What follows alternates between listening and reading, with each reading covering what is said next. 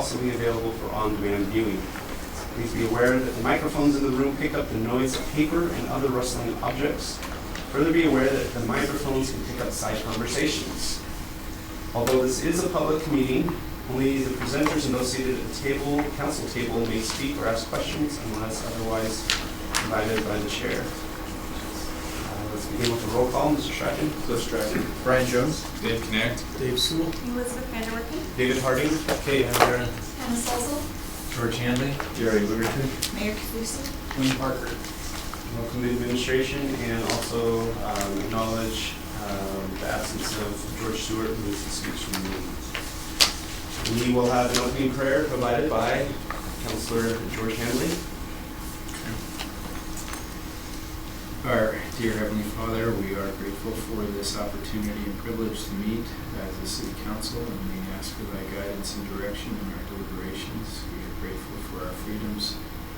We are grateful for this opportunity to serve, and ask that we might be wise and careful, and that we might listen and learn and make good decisions. We're grateful for this community and for all the good people in it, for those who work so hard to make this city function so well. We're grateful for these things and say this in the name of Thy Son, Jesus Christ. Amen.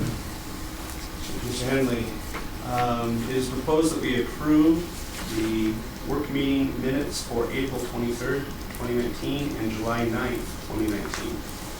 Are there any requested changes to these minutes?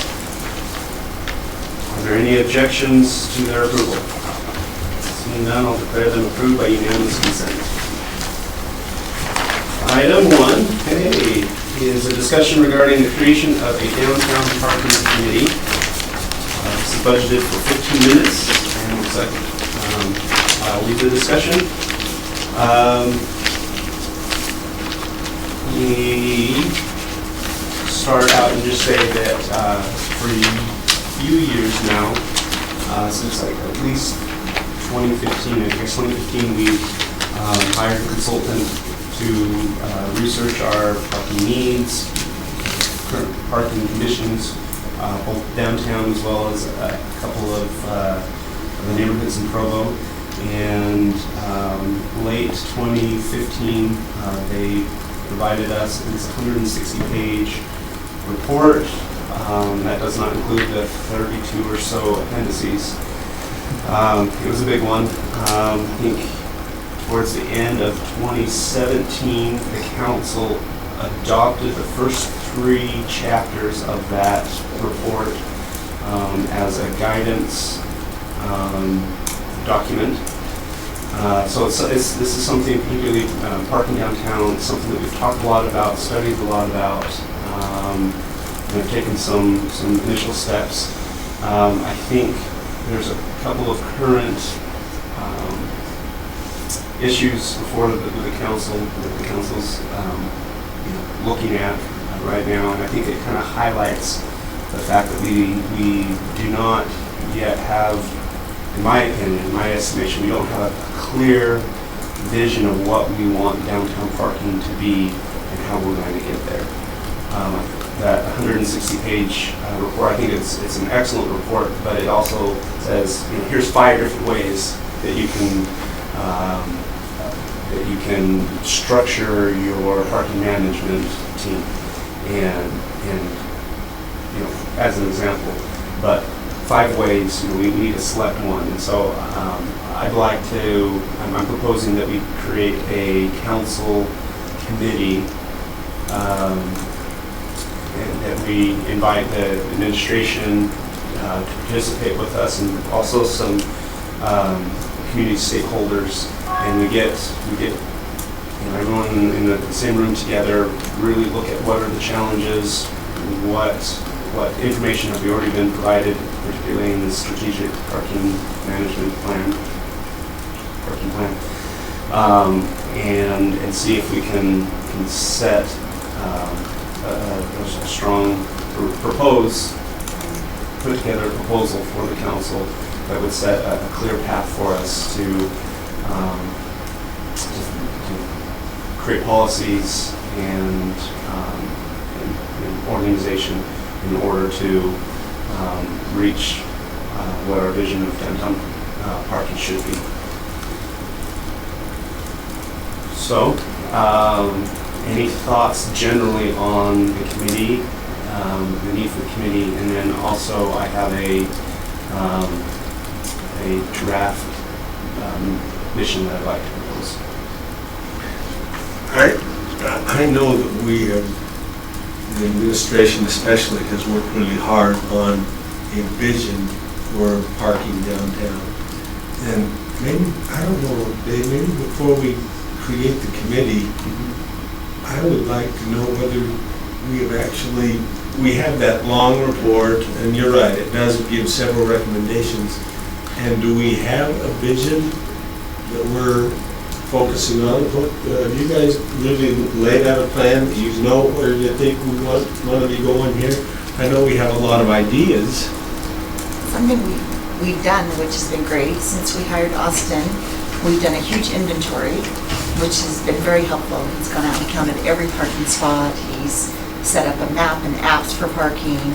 But with that said, as far as the parking garage component goes, I think we know which ones we own, we know how many spaces we own, we know how much upkeep we need to get going on. I feel like the information's on the table, it's just a matter of how we're gonna handle it. Wayne, do you wanna add to that? Yeah, let me just offer a couple of thoughts. Councilmember Winterton and I were talking about this a little bit earlier. The downtown parking garages had in their original inception the idea of trying to stimulate development downtown. They were not really about building parking. They were about encouraging and incentivizing the kind of development we wanted to see downtown. When the Marriott Hotel, originally the Excelsior was built downtown, it was really all about stimulating a good mid-rise, market-based hotel in the downtown. We didn't have those remaining at that point. When Zions Bank and Wells Fargo were done, and Wells Fargo was done just before I got here, and Zions was done shortly after I got here, it was really all about how do we encourage a good employment base downtown, and if we could provide some dollars to add additional parking beyond what was required by the business, then it made sense for us to do that and to buy incrementally into a parking structure. At the time, we didn't have an enormous parking problem in the downtown. We clearly had a perception problem. We had the angle parking downtown, but storefronts were much less full than they are today. And so I think to some extent we're, I hate to say victims of our own success, but it's a problem we knowingly created and knew that at some point in the future we were going to have to solve. So I think it's certainly a valid question about what's the next thing we should be doing with downtown parking. We have a document that was provided to us by Downtown Provo Inc. that set up some preferred standards in terms of deciding what's the appropriate next step, and we've been diligently working on those. Their first priority was to do more active enforcement, and we're doing that. It was an attempt to get the existing parking spaces to turn over more rapidly and thus create new opportunities. I think we confront some challenges, and Quinn and I chatted earlier too about this idea that the biggest problems with parking tend to be from businesses that have been here for a long time and had unlimited parking essentially to their benefit, and customers could park right in front of the door and walk in. And now as downtown has redeveloped and developed in a very different way than predominantly retail, it's become predominantly experience. And experience businesses tend to turn over parking spaces pretty rapidly, within an hour. People are in and out and get their thing and leave. But places that do, when Dave's Bernina was here, they would sell a sewing machine and they'd have a 4-hour orientation meeting. Well, that obviously didn't work with 2-hour parking, right? And so a lot of those things that have happened over time have been largely the result, I think, of the changing dynamic of downtown. So the idea of the parking study, which was more than downtown but had a specific focus downtown, really was about saying, what do we have to do next? What is the next best step for this? And we've been working, with Austin and others before Austin to try to implement the recommendations in that study. So I certainly don't have any heartburn with the council taking a fresh look at this. It's been 4 years since we did the strategic plan, and again, I think we've taken some really good positive steps in the right direction, but it's probably time to have another look at it. And I think, again, if you had a specific mission you hope to accomplish and some targeted timeframes and some legislative outcomes, I don't see that we have any problem with that direction. I think if we don't do this, things will continue more or less how they have in the past. We do need a unified approach. We need a way to collect the money that is not being collected to do the maintenance that is not being done.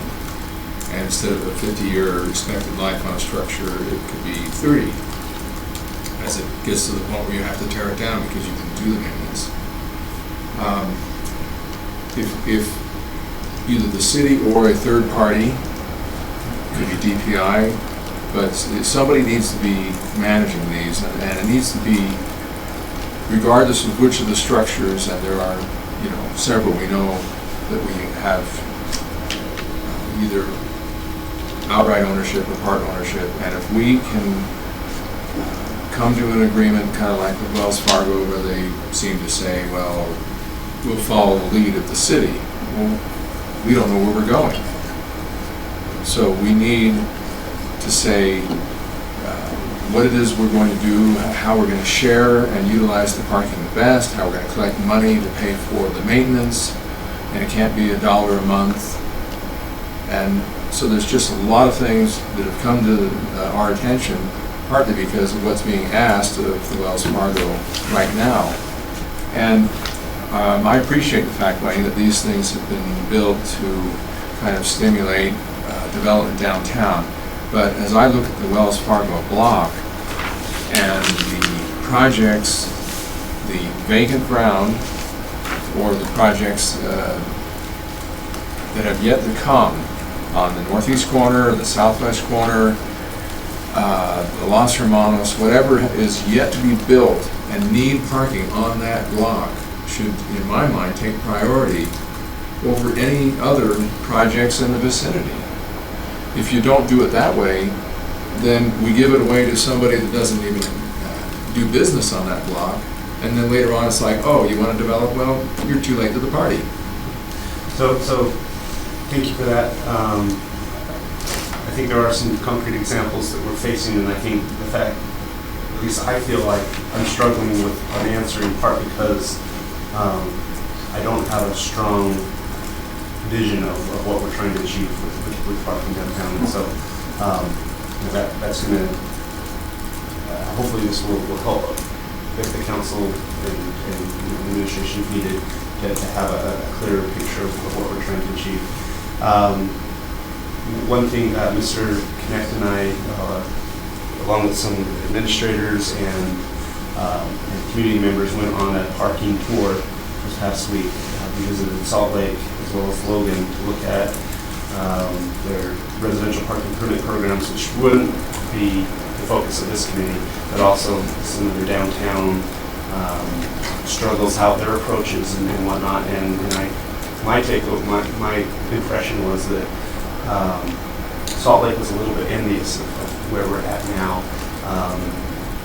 They have a lot of infrastructure already in place, and they're pretty locked into their system of doing things, and they feel like we have an opportunity at this stage of our development, particularly since we already have so many city assets in parking, that we may be able to take a different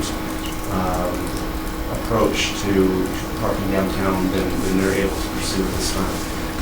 So that was an interesting conversation that we had with them. The first thing that I'd like to see how far we are along in accomplishing the goals that were set forth in the study. Where are we at on some of those goals? And are we implementing any or all of those programs? Well, this committee can do that. And I'd also like to invite Quinn's group, the downtown Pro Inc. have done it.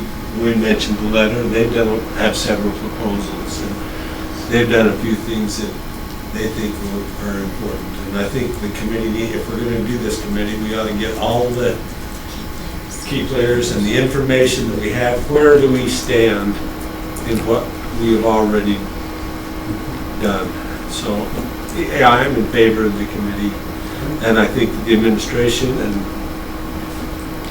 other people back there can be involved and need to be Austin and Absolutely. Quinn. So knowing, and absolutely, I think in the leadership meeting with the mayor and with Mr. Parker, we even kind of just threw out some names, and it was a small group, but still felt like we had stakeholders representing a lot of different groups, and it's very heavy with city staff that play a very important role in this. So understanding kind of the concept of who would be on this committee, let me propose a mission statement, and we can revise it as necessary to give it the best chance of success. So what I'm proposing is the mission of this committee is to review the current state of and demand for public on-street and off-street parking in downtown Provo, as well as the 2015 strategic parking management plan, in order to propose a vision for a functional, convenient, and productive parking ecosystem, and a high-level plan to bring about that vision. Yes, I will do that. So, any thoughts on that? Did you reread the, If you know, to me, I'll put it on screen. I will do that right now. I apologize for not doing this before.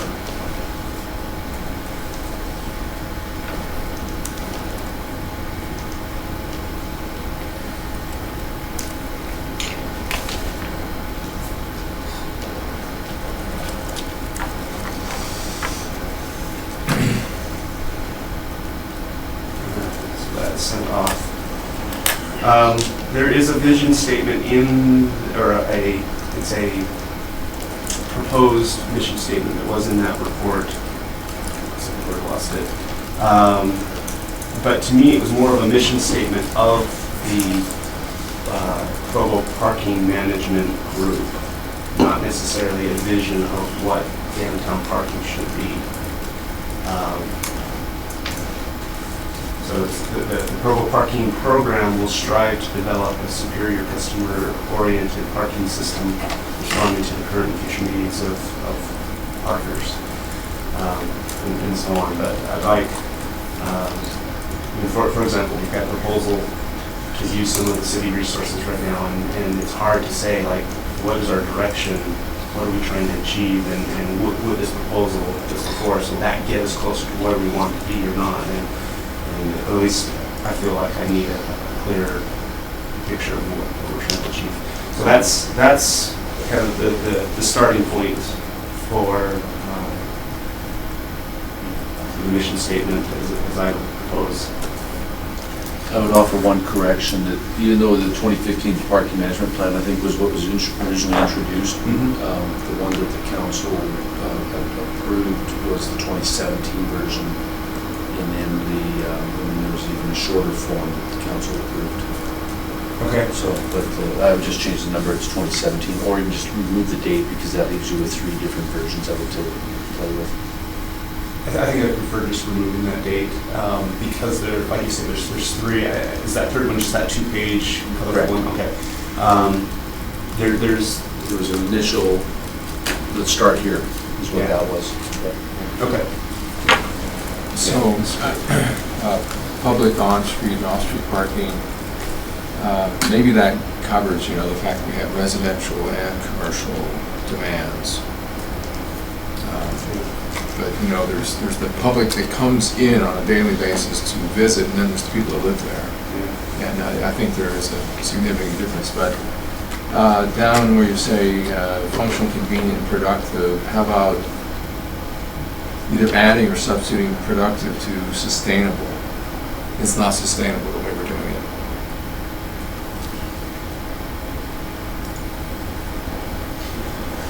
Do we want to add or replace? I think I'd want to add, perhaps, because I do think, what I was trying to get at with productive is that there is an economic development component to parking, and I feel like we're already there, where we may be starting to limit, or may already be limiting some of our economic activity downtown because of real or perceived parking inconveniences. Okay, I guess I wasn't sure what you were getting at with productive, but definitely the sustainability, the collecting of enough money to make it work. Oh, gotcha.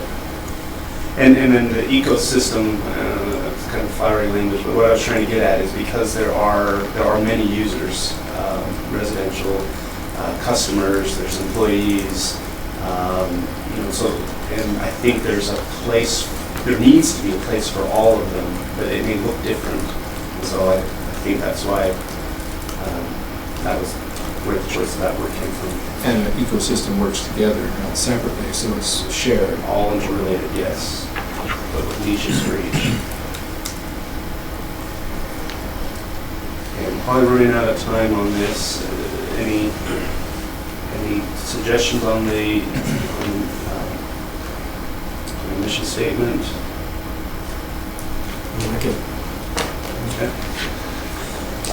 Then I guess I'll make a motion that we create before I make the motion, I'd like to serve on the committee. Are there any other council members who would like to serve on this committee? Question? Yes. What kind of expectation is there on the length of? That was my question, is do we How have a it's start gonna date function, and or a whether we want to 6 have month? some So it solution? sets parameters so we get a conclusion, we don't drag it out. Yeah. And the number of people, we're doing 7. Sometimes I worry about these committees, if they get too big, it slows down the progress. Yeah. And we want council members that are going to be here past January. I would like to get this done this year. Okay. Well, in that case, I guess I'll volunteer. Okay. Excellent. Timeframe, I do think. So if you want to implement it in 2020, so that gives you a time frame, right? It's got to be Yeah. back to the council in December or November. Okay. Well, actually, let me backtrack a minute. Since your goal is to finish before the end of the year, any of the existing council members, I would defer to them once a week.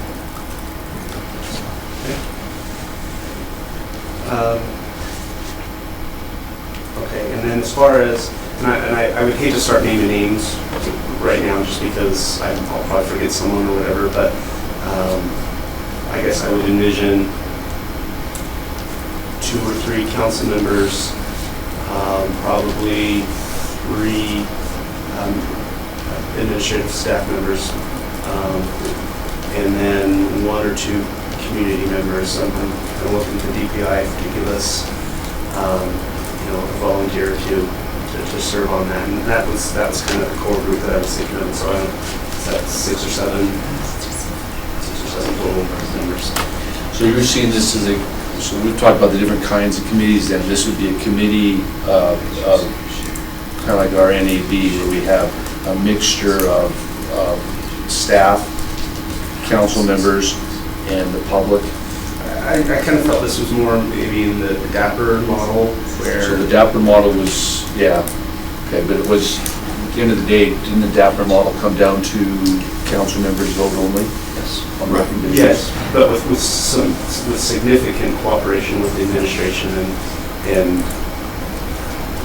so far I haven't seen that model where there's a strong difference between the administrative assistant staff and the council members. It's all.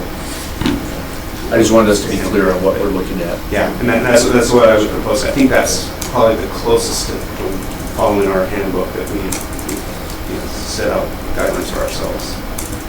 Have you figured who the chair would be? No, I mean that's what we would need to do as a council member. I'm kind of booked up, so I'm not going to volunteer for that, but I am willing to be on the committee if no one else wants to be, because Okay. I feel this is really critical. Yeah, I'd be happy to chair it. You're chairing the walking committee, and I'm on that, and I appreciate your leadership on that. And so I'll take it if the council is in agreement. I'll take take that on.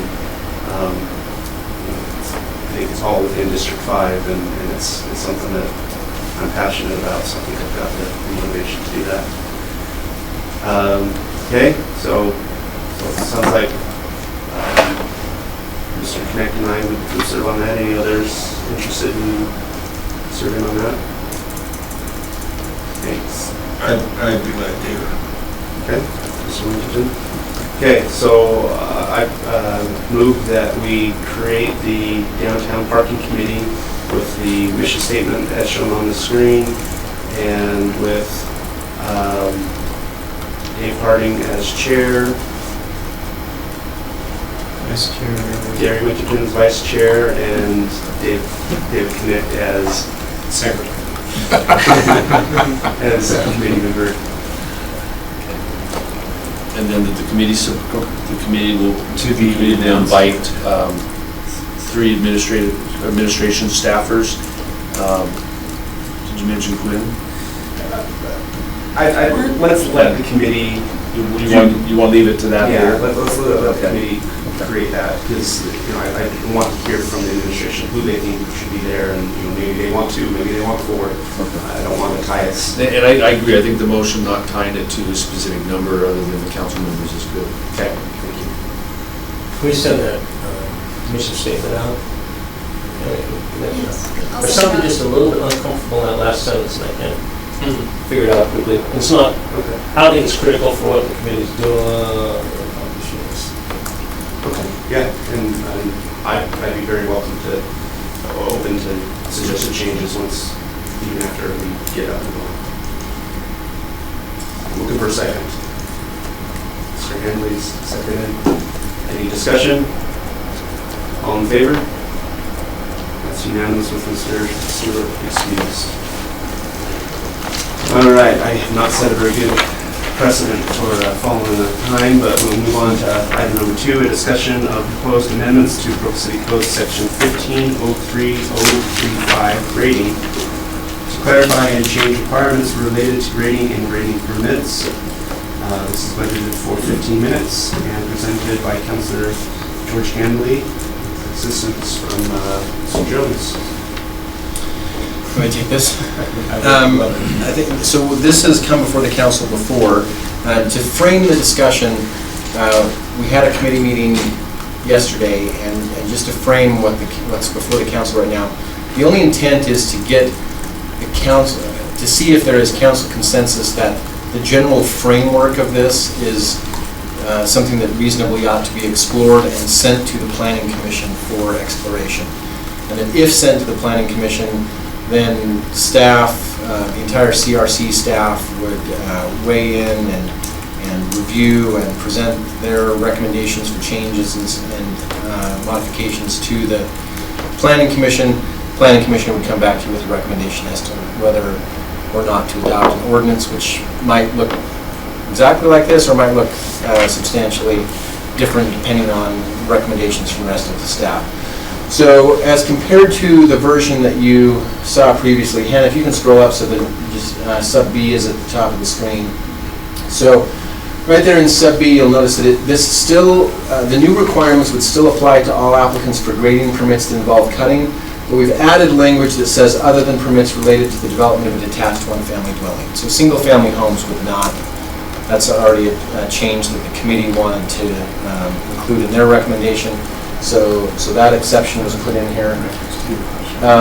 The requirements that happen when the permit is applied for were also simplified a little bit. So B sub 1 says that they have to submit a project plan that meets city code.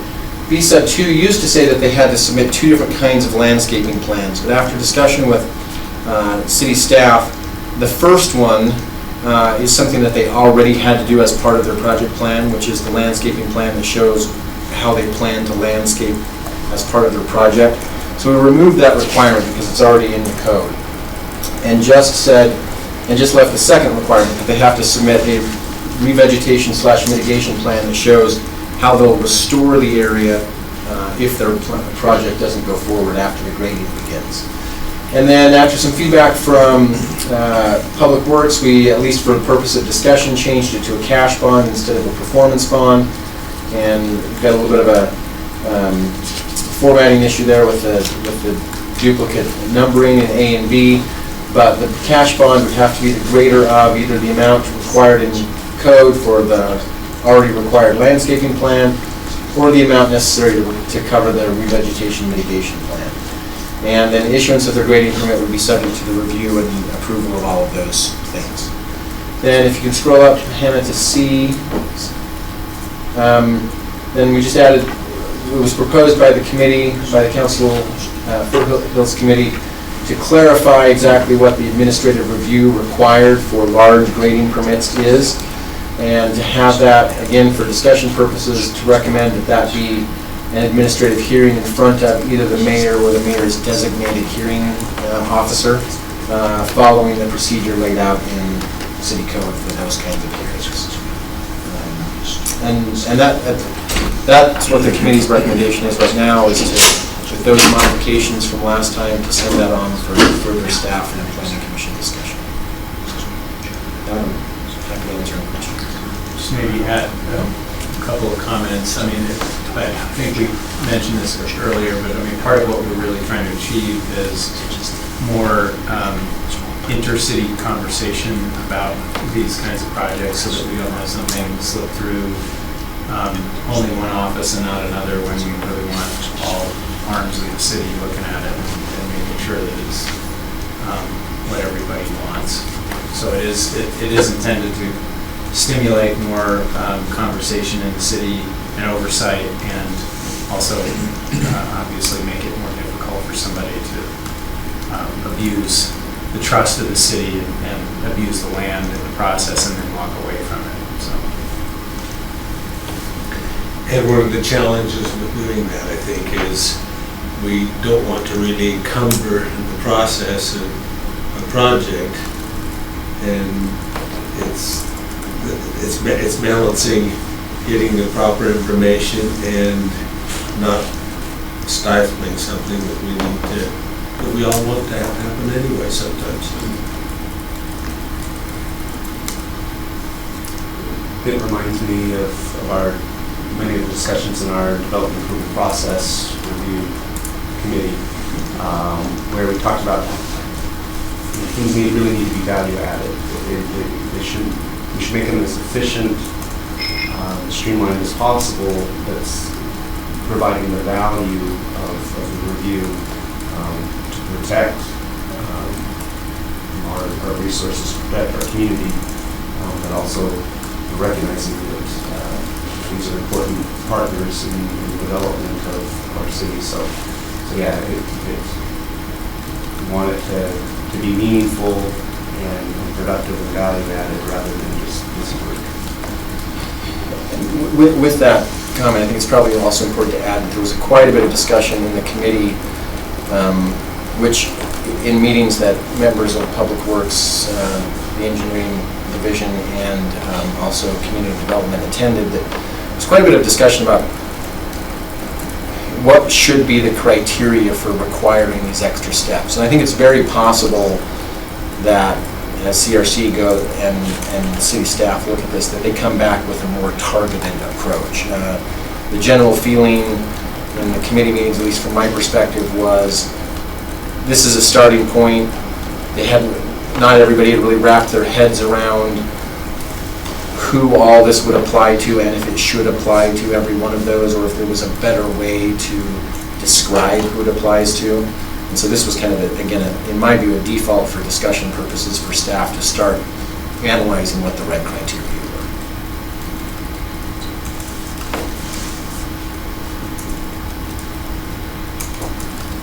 So do we need a motion to move it to the planning commission? Yes. I would move it. We would move this. Well, I don't know what the language is, that we would approve this for a review by the planning commission. Seconded by Mr. Sewell. Any discussion on the motion? All in favor? It's unanimous. Mr. Stewart. Excellent. Thanks for helping us make back some time. Item 3 is a related item, discussion on possible legislative efforts to be undertaken by the Foothills Committee of the Municipal Council. This is budgeted for 20 minutes, and Henry is slated to lead the discussion. Well, just to frame this conversation, the Foothills Committee, I mean, we named ourselves the Foothills Committee, not the Gravel Pit Committee, because we thought that the gravel pit issue had broader implications that probably needed looking at, and so we're sort of, as we've moved this first item to the Planning Commission, we're starting to look at the broader question of the protection of our foothills. And because we were concerned that there might be similarly vulnerable areas in the foothills. And we became aware of a Salt Lake County ordinance, abbreviated as FCAUS, which is a Foothills something overlay zone. I can't remember what the C stands for. Foothills and Canyons. And that, by the way, I mean, I don't know if you bothered to read through the entire document, which would have maybe gone beyond the call of duty, but their ordinance is really comprehensive in terms of canyons and foothills, and for some pretty obvious reasons, right? They have ski resorts and major concerns about development up in their canyons, which may not be as relevant to our concerns, but we're looking at it and just sort of seeing what's there that could be useful to us.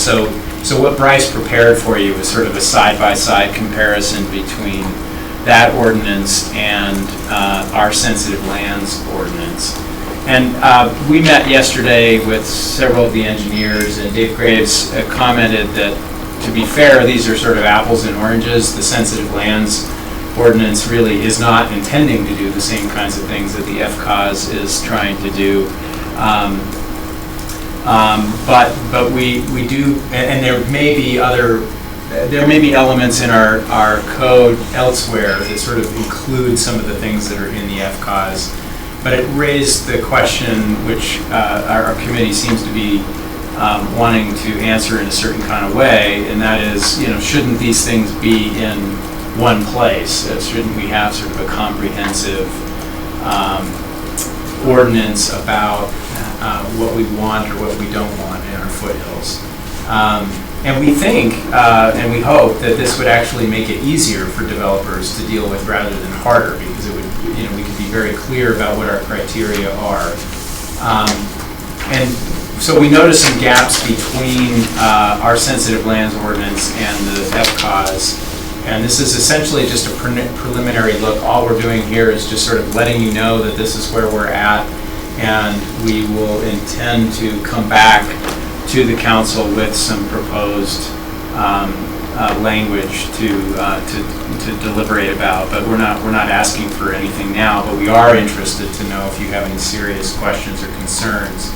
And just by way of quick summary, in Bryce's helpful summary, I hope kind of sums it up. But basically, we really have a sense that the sensitive lands ordinance points primarily at what not to do, but it doesn't really articulate very clearly what to do. When it does, it's very vague. It'll say things like, build with regard to the views from the foothills and to the foothills, and we don't have any specificity about what that actually means. Do we want to prohibit buildings that block public access to certain views, or do we want to have buildings that go above or below ridge lines? So we don't really have specific language, and I think if we are more specific, again, I think that's actually more helpful to developers. Another question that's in the FCAUS that's not in ours is something known as clustering, which is where you really want to protect the openness of a place. You make sure that what is developed in a cluster form, so that you retain the openness. And then, of course, that also raises the question of, if there is a private development, how much public access is left to the open space? Are you going to have as in Park City, you have developments in the foothills where the entire foothill is private. So they've got wonderful trails and wonderful amenities, but it's actually only for the homeowners in that area, or you're going to have something that provides access. So we've got a lot of questions that we really don't have answered in our sensitive lands ordinance that we think that we need to answer. And we think if we have a comprehensive set of standards that brings various disciplines together related to engineering and planning and aesthetics and public input and desire about the foothills, again, I think we're less likely to create confusion for developers than if we, I think our current situation sort of leaves a lot of things unanswered. And I guess the general feeling on the committee is that we just don't want to end up, I think Cliff summed it up pretty well, we don't want to end up like Draper. Maybe that's a slam against Draper, I don't know. But you know, we don't want to end up with a situation where we've got massive developments in the foothills that everyone looks at and says, what were they thinking? You know, why is that the desired outcome? And why couldn't we have decided in advance what kinds of guidelines we were going to use to make sure that we're planning well, that we're not going to end up with something that's unsightly, that's actually something that people feel quite happy with because it ends up making us proud of the foothills rather than embarrassed. And we just want to make sure that to the degree that we do allow development, we certainly want to encourage it if it's in the right place and in the right way. That it doesn't harm the foothills, so that there are positive outcomes. There are a couple of questions, and I'll let you guys ask any questions you have, but there are a couple of questions we don't have answered at this point. One is we haven't decided that this is going to apply to existing homes that are up for redevelopment. In fact, we've kind of thought that that's such a big can of worms, we probably don't want to tackle that right now, but that is a big question. What are going to guide, what kinds of understandings are going to guide any questions related to redevelopment in the foothills? Because that's becoming, at least where I live, an increasingly common thing. Homes are getting torn down and completely rebuilt, and they may be running into certain kinds of problems. We also don't want to prevent something or impose onerous rules on something that's a pretty simple, straightforward redevelopment, but you can understand where we would need to sort of tackle those thorny questions. And I mentioned it already, but we will need to think through you know, what kinds of public access we want to insist on in certain areas. I mean, I don't think we want a situation, which we already have with the Bonneville Shoreline Trail, where certain private landowners are just not allowing the connection of the trail. And if we've got a trail that's already connected, I would certainly hope we don't end up bisecting it with developments and suddenly we don't have that access, right? And we're going to want and need public input. I think we're continuing to get it on the Terra development question, but I think that development's going to continue. We have a group that's forming, in the public around that question. We've already got the Rock Canyon Preservation Alliance, which I think has been really helpful in working on some foothill questions.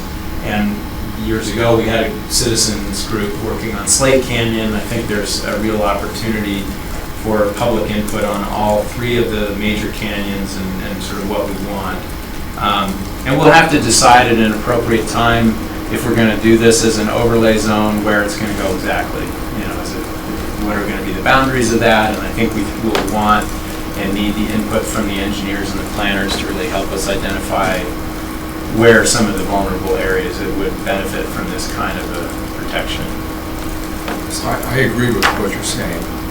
There are places that have yet to develop that are already in Provo City boundaries, and the question is, gee, how high on the hillside, even if the grading was not a problem, is there a line, not in the sand per se, but a line on the hillside?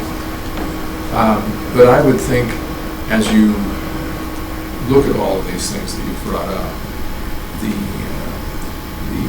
ability to access the area just on roads sometimes, whether, the steepness of the roads, provide the infrastructure,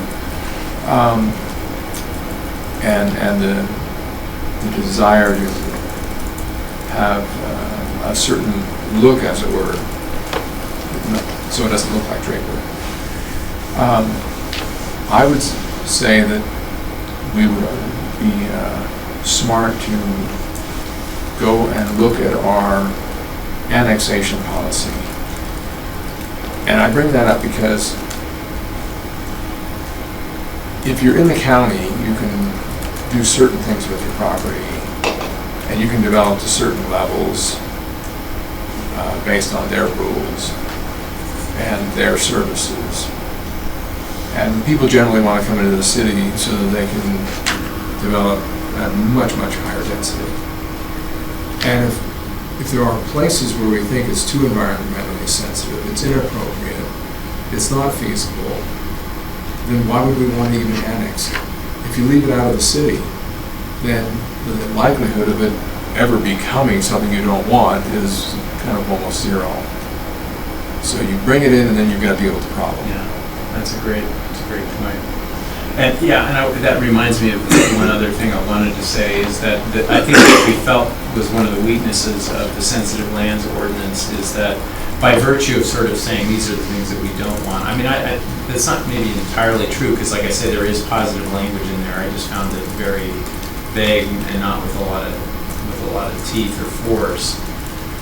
But we don't want to be in a situation where because, and the way the ordinance is written, a developer can hire someone to do the geotech assessment of the land, and it's not entirely clear that our ordinance protects us enough from the possibility that because a developer has someone who says that this can be built, that then we have to, right?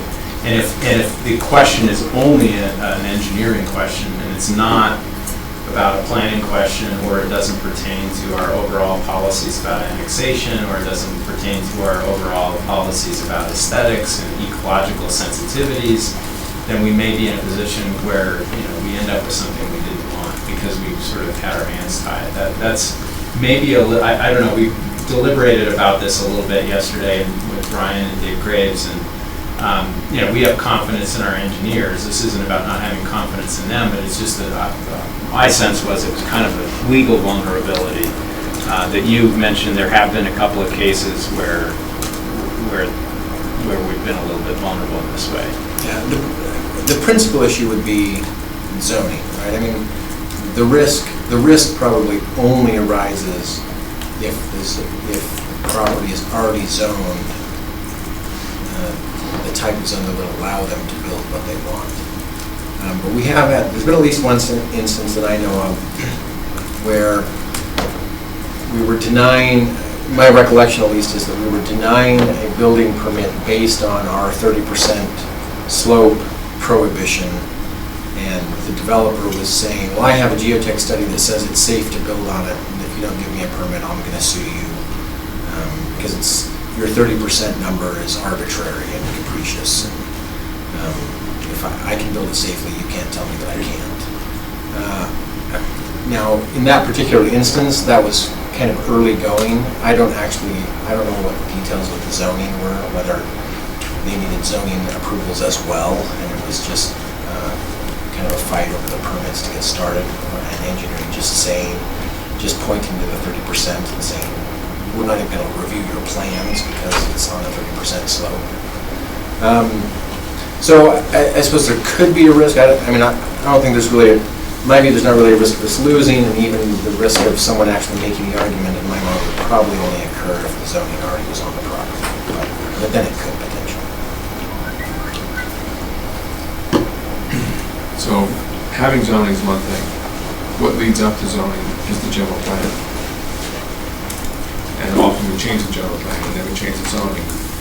But before even the general plan is, you have to be annexed. So that's why I bring it up.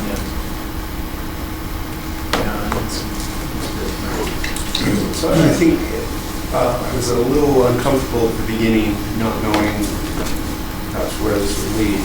I have to say that reading through, if we can go up kind of, I think it's at the top of this document here, where Salt Lake County showed the purpose.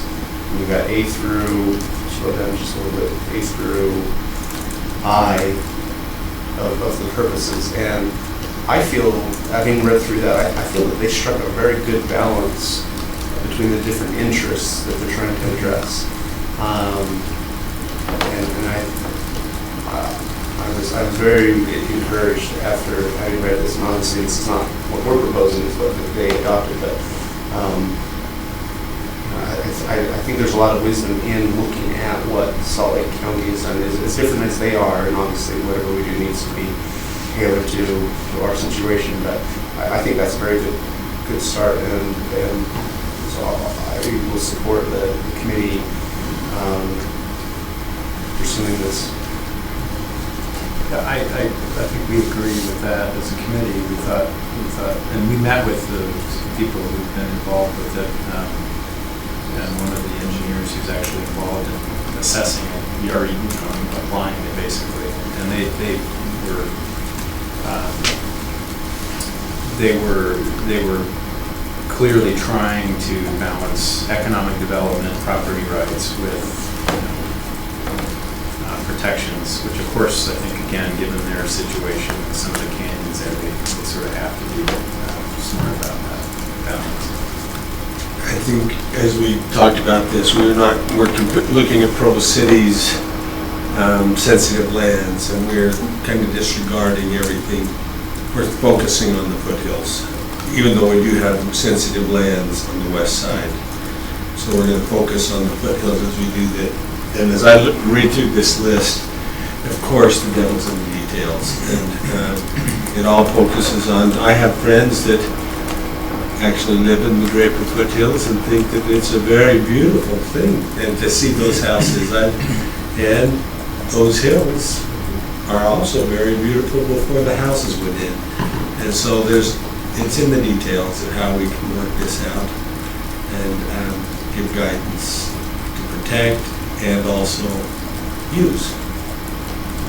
That's a good point. I do think that some developments, when they first go in, they are a little bit more of an eyesore than once they've been established for a while.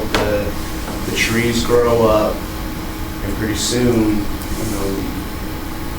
there's times where those developments actually get better with age, particularly with the full landscaping, and then it no longer sticks out. It just kind of becomes an extension of the city. So it'll be interesting to see how that plays out. But I do think it's smart for us to get ahead of this and determine what we as a community want to be and to become, so we don't get just reactions to proposals when they come in. So developers know what we already have considered and decided on, and give both developers as well as our own residents just a lot more. It's just not a surprise when these things come in, because we thought about them beforehand. So, you're right, when things get established, it's like, where do the homes go? But the more things grow, and you're hundreds of feet up a hillside, and the fire starts at the bottom, there's a huge risk. All of that needs to be considered. Okay. Well, we will come back, and if you have any other questions or concerns, don't hesitate to let us know. But we're going to continue to work on this and have our staff look closely at it. Just develop some language. Thank you. Move on to item number 4, a discussion regarding a proposed permit parking plan ordinance amendment. We heard this 2 weeks ago, and I believe we wanted to collect a little more information, particularly from the planning commission. So it is back. We've got this being presented by Ryan Jones. Are you preparing to? I'm listed as the presenter, but I really don't have any additional information from the legal perspective. There weren't any changes made. My recollection of the previous discussion was there was a potential of receiving some feedback from the planning commission about whether they wanted to be involved in the process, which the current proposal would involve them. And That feedback was, they didn't feel that it needed to come to the planning commission. They had suggested perhaps TMAC, but I didn't, my suggestion to you is I don't think TMAC needs to be involved. And my recommendation to you is just to carry on with your proposed ordinance. If I remember, the planning commission wanted to be involved in individual proposals, but not this general. Correct. Yeah. Not in this process, but as things come forward. Oh, I guess I had the wrong impression then. I thought currently, as proposed, we added a step that. Oh, no, I'm actually disagreeing with you. My understanding was that they did not want to go to, they did not want to have the individual plans come to them.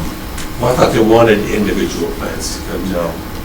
So that's where I'm confused. They don't want individual plans? No, they don't want see that as to they see that as more of a function of the city, not Okay. the development I issues. was wrong. That's why they said, yeah, maybe TMAC was interested. Okay, thank you. I had that wrong. Okay. And so I don't think we can just carry on, because I believe built into this proposal is the step that, one of the steps of the process when someone proposes a residential permanent parking program, one step is it stops by the planning commission. So if we no longer want that, this would need to be amended. So here, if I could just interject and say, so this is the email Cliff sent out on July 11th relating what he had been told by Gary McGinn. So it says, Gary relates that the planning commission members are not burning to do the review, but will if you insist. They don't think it's essential that they do. There is more interest in individual permits and how they affect parking standards. That's what I thought. What does that mean? Individual permits? Individual permits. And I don't know, I mean, I can't imagine that they're actually thinking that they want to review who gets a permit. So I'm not exactly sure what that means. I assumed that to be individual permit plans, but that's Which is what. exactly what this proposes to involve them in, so there's a I think they're disconnect talking there. about the required parking for like a development project, and how, I guess maybe if it's specific to a certain area that has a parking permit program, maybe evaluating My that. understanding from the discussion we had with Gary was that, no, don't send them to them. They're interested as developments come in, how it would affect them.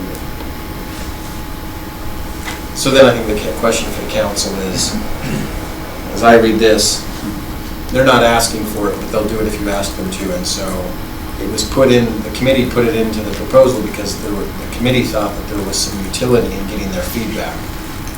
So that I think the question for the council is, does the council as a whole feel like there's utility in getting their feedback, even if the planning commission doesn't feel like there's utility in giving the feedback, or not? I actually kind of like their suggestion of taking it to the team. I feel that as a member of the council, we're asked to kind of oversee a lot of things, and so it's hard to get down into some of the details where the Transportation and Mobility Advisory Committee, and that's their point, is to advise, and so as a committee, we talked about planning commission, but I think the TMAC, for their recommendation, I think the TMAC may be a better body to look at these parking permit applications and give the council their advice. So, isn't it TMAC that looks at where we do bike lanes, where we take away parking, or, modify streets? So if they're into transportation and mobility, this is very closely connected to what they're doing. Trying to manage how we get around, and part of that is cars and parking. But it's so interconnected with bike lanes and everything else that I could see them having interest, but we haven't gotten any feedback from them, no one's asked them as a committee. And that's why I think we were asking, when do they meet next, and do we know that, so that we could ask The TMAC? TMAC? We don't need to meet next. August 13th. August 13th, yeah. That's what I said. Yeah, so, you know, if you, I could go either way, but I think that they might be interested. And that way we're working perhaps in less of a vacuum, we have a little more input. Okay.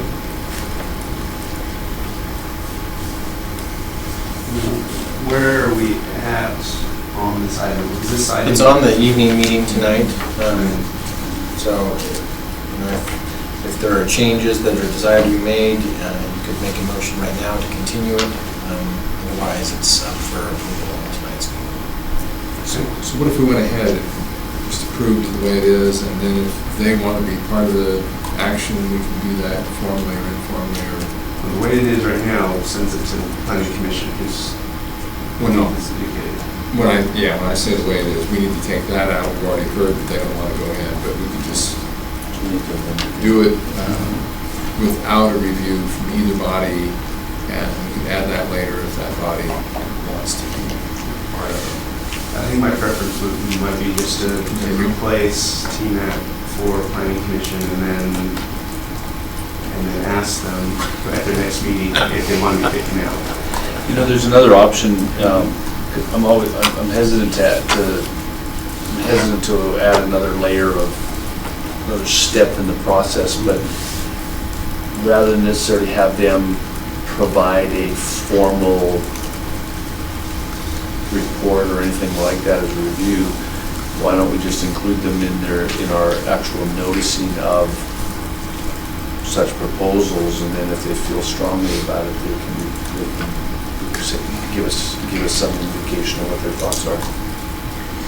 I like that personally, and I would just as soon have them take planning commission out, invite TMAC to step in where they want to, so that we don't have to do it if they don't want to do it. Well, I'm even one less step than that. I'm just saying that we include, whenever we notice these kinds of applications, we just send it to TMAC and let them decide if they want to provide Not make it comments required. as they would anybody else, as anybody would report back to the city. Would there be objections? I'm just wondering if we send this back to the governance committee. Do we worry, Mr. Jones, do you have any concerns about timing on this? And the only thing it would affect at all is if somebody submits an actual application for a permit parking plan between now and when it's approved. So, and again, I don't know if there's any serious flaws in our current process. This was just a review of ways to potentially make it better. So if somebody does submit an application, it's not like we don't already have a process in place for how to handle that application. I thought that was one of the initial reasons we started looking at that is we had an applicant who wanted to apply for it, and we kind of started looking around and saying, oh, it says we should have a form, but we don't have a form. And it just seemed like there was a little... And it's not clear who it goes to right now. Yeah, who it right? goes to, so... They've been giving them to council staff, and this proposes giving them to the parking coordinator, which I think is a better fit. But again, we've been dealing with that system for years, so I don't see any dire problem. So, just as valuable, I suppose, as anybody else's opinion would be Austin.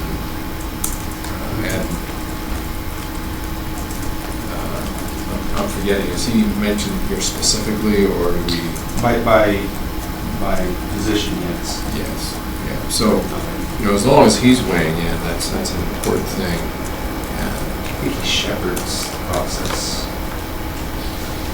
Yeah. So he's intimately involved with this, with under the proposal. And, if you wanted to say that TMAC is invited to weigh in on any of the parking permit proposes that they want to, rather than have to. Isn't that what you were thinking, Gary? Yeah. So let's, if, you know, unless the rest of the council feels like you have a strong desire and you know what you want to move forward with tonight, request that we send this back to the committee to talk about it a little bit more. It's been a while since we've had a meeting on this, so it's already getting a little foggy in my mind. I wanted to make sure that you know, and then we can draft up the language, taking the planning commission out rather than doing it kind of on the fly. Okay with that. So just a technical detail, were you looking for a motion now to continue it so that we wouldn't go through the, the public hearing tonight? Or were you contemplating that we would let that proceed and then continue it tonight? I haven't thought through that. Any strong preferences? I'd continue it now. Yeah. Okay. Okay.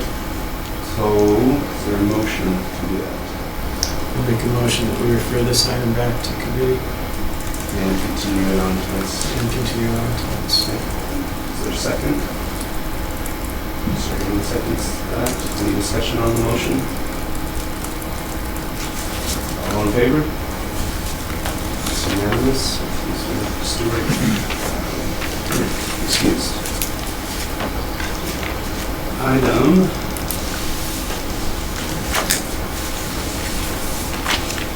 5 is a discussion regarding a resolution authorizing the mayor to sign a water carriage agreement with Central Utah Water and the U.S. Department of the Interior.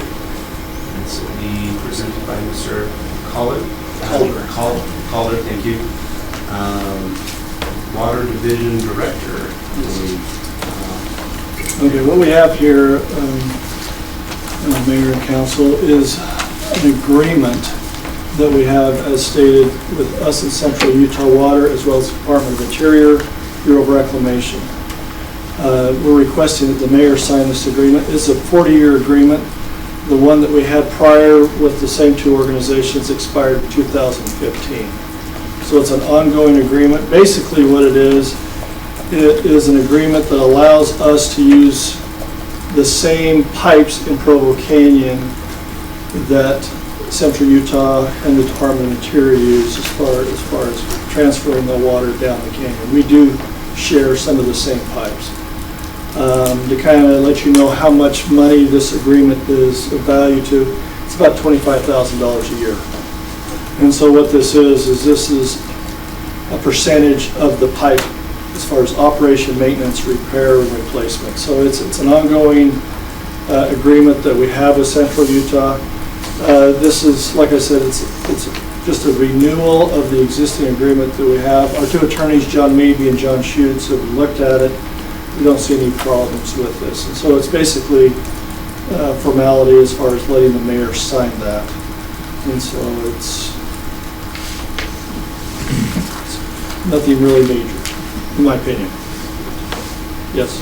Just curious, during that lapse, did everything sort of proceed as usual, or? It just proceeded as with the old agreement. So yes, it was, there was no major hiccups. We haven't been in negotiations with this. There's no question on Provo City as well as Central Utah. This is not part of the other problems that we're having. So this is just a standard agreement that allows us to use this water. Does the adjudication process have anything to do with? This has nothing to do with adjudication. And it won't have any effect on the amount of water coming through the pipe depending on the So this just allows us, there are some of those pipes where we do have water. For example, we do get water from the Central Utah Water Treatment Plant, so it goes down that pipeline. This is the percentage of that, the cost of the water we use. We only get charged for the amount of water that we send through that pipeline. So it's not, it varies year by year, depending on how much water goes through the system. Isn't it true also, Gary, that part of the reason for the delay was the installation of the Olmsted power plant, Yes. which created some complications with the old agreement, and It's kind of necessary to get through that process before we can get this final draft. That is correct. So that's part of the reason why it's 2015 to 2019. There will be another agreement that will be coming, that will be very similar to this with Central Utah, that we're actually struggling with Central Utah. It's called the power loss agreement, where we're being charged, because of the power plant, that we're being charged for the water that we divert that used to go through the power plant, and and so we're still negotiating with Central Utah regarding that with our two attorneys. But this carriage agreement, it's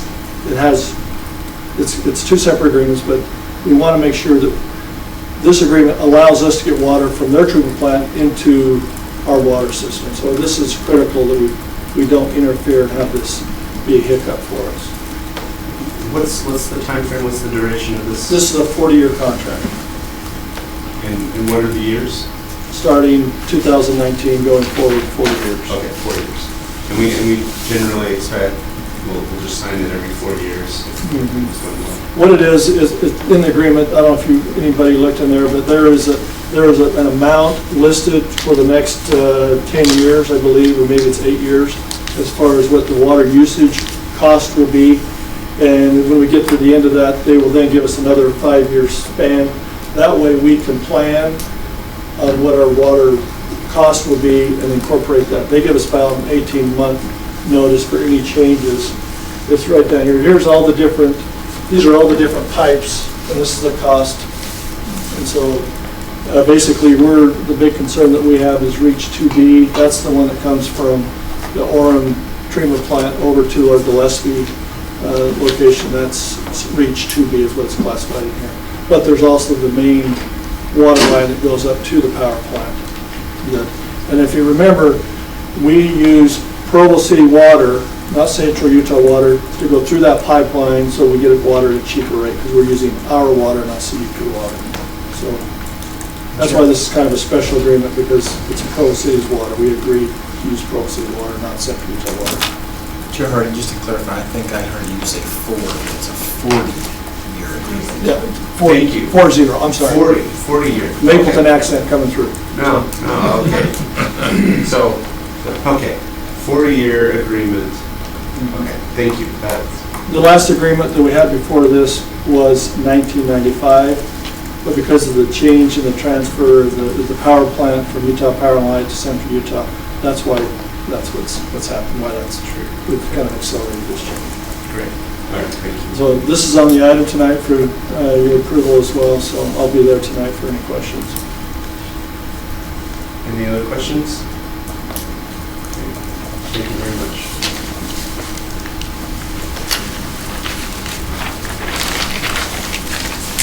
Item 6 is a discussion regarding a resolution authorizing the chief executive officer to enter into an owner participation agreement with Mill Race Development LLC for a project located between 6th South and 100 West and University Avenue.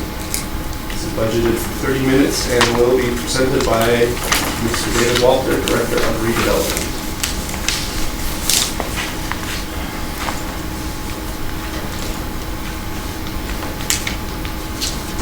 Chair Harding, members of the agency or City Council. This item is the owner participation agreement, and what this will do, it'll allow the transfer of the agency-owned property at the former IFA block, which is a quarter of this block, to Mr. Justin Earl in exchange for him developing the Mill Race project. Mr. Earl has gone through the process. He has a development agreement with that City Council has approved. It's not yet been finalized and executed. He's also got a pro-zone amendment that would allow him to be slightly taller than the zone would allow, as well as have some additional mix of slightly smaller apartment units than the zone would allow. And that has been approved by both the Planning Commission and the City Council. The owner participation agreement will allow us to transfer the property, and then he will be able to begin the process.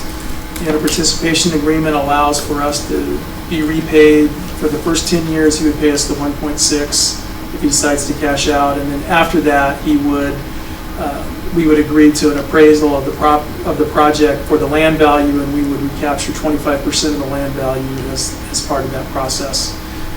In exchange for that, we're going to be providing some tax increment financing from just this project. This is within the South University redevelopment project area. The South Downtown redevelopment project area. Mr. Earl has made a presentation both to the school board and to the county commission. Both of those entities have asked for interlocal agreements to be prepared and forwarded to them. So we will be bringing those for approval either first or second meeting in August for that. So in exchange, we are going to be getting some public parking in some of the parking decks that Mr. Earl will be providing here. We have let the owners of the startup building know that this item will be on the agenda for approval, and so that in the near future they could expect to see some construction start, and therefore users of the startup building will more than likely lose a portion of the parking that they currently use on the former IFA building site.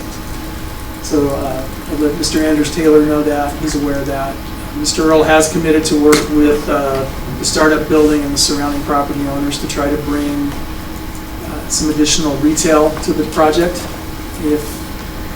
When I say additional, to bring some retail development to the project in terms of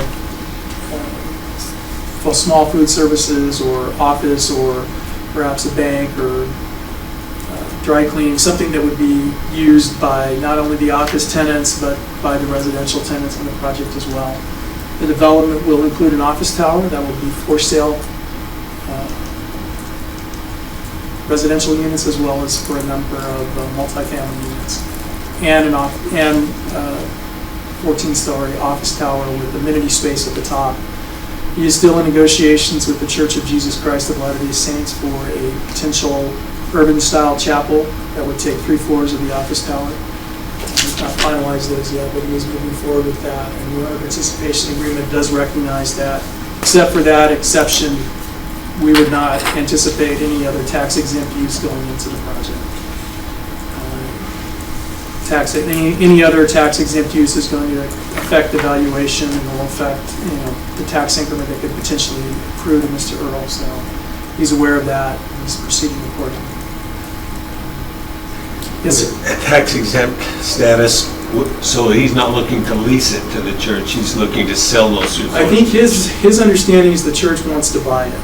That if the church is going to entertain the idea and succeed, then they would like to purchase the property. And that would make it non-tax exempt. That would make at least 3 floors of the office tower. Yeah. You'd have to condominiumize the office tower as well, so. If the church rents it, then that changes the status, doesn't it? Yes, That's yes. what I thought. That would be a possessory interest. So, and so he's still also providing through, so he will be offering to people that, since he's going to condominiumize the people that purchase office space from him, he will be able to offer affordable or workforce housing through the multifamily to those employees of the different. So, for example, if the law firm purchased it, they could offer to their legal paralegals or legal secretaries or people that, up 60% or higher of area median income. That's his targeted rate for that. We'd make those available to the office space purchasers or leasers for the office space. Are they taking advantage of opportunity zone financing? Yes. So Mr. Earl's investment group is going to hold, and that's why they plan to hold it on a long-term basis, to take full advantage of the opportunity zone. They are well aware of the fact that it is an opportunity zone, so they are moving forward with that. Question. Mr. Connect? So, they've made the presentation that some of the units would be owner-occupied. How many? There are not any plans for deed restrictions at this time, but they are going to be condo, so people, I would imagine that people could purchase them and then lease them out after. So for example, I know that it's somewhat typical, so on a condo purchase, the first 2 owners end up living in the space, but eventually an owner moves out into an upper space and then leases out the condos. and then lives in- So they would have an HOA, kind of like the 1320 project in South State is an HOA that's going to maintain 60% owner occupancy. No, they don't, I don't believe that they have got that built into their project right now. And the development agreement previously, or maybe currently, is just that they will try to get approval for these units to be condominiumized and for sale, but no guarantee.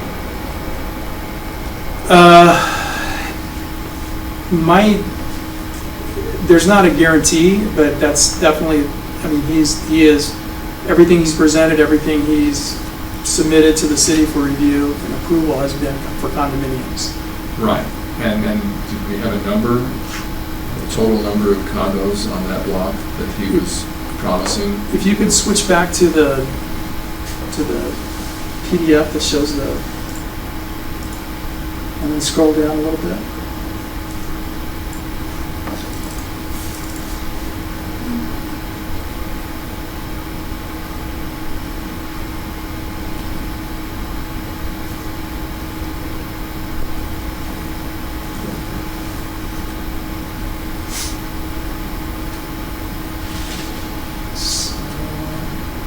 That's all, is the one you want me to show the city?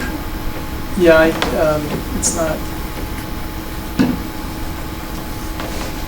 It's the parking, no, the second page. Second page here.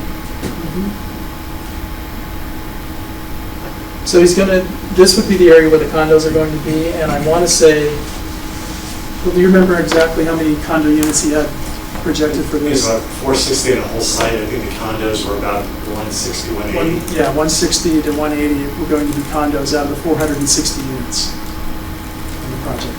Okay, I had said that unless he guaranteed somehow, even if we have to incentivize that outcome, that I wouldn't vote for a development agreement that just said we would try. And that's really all it says, is they would try, but that they wouldn't necessarily have to deliver what they promised. And I'm not comfortable with somebody promising and then saying, well, you know, I tried, but I didn't do it, so too bad. So here we have the development agreement coming after what we're considering tonight. If we actually turn the property over to him and then decide that we don't approve the development agreement, we're kind of in a pickle where he has the property. The development agreement was approved in May. Yeah, I was gonna say the development agreement. Yeah, but it's finalized, did we, okay, I'm not clear. I thought it had to come back to us because we left it where, I didn't think we finalized that language. I never would have finalized the language where he just gives us a lick and a promise.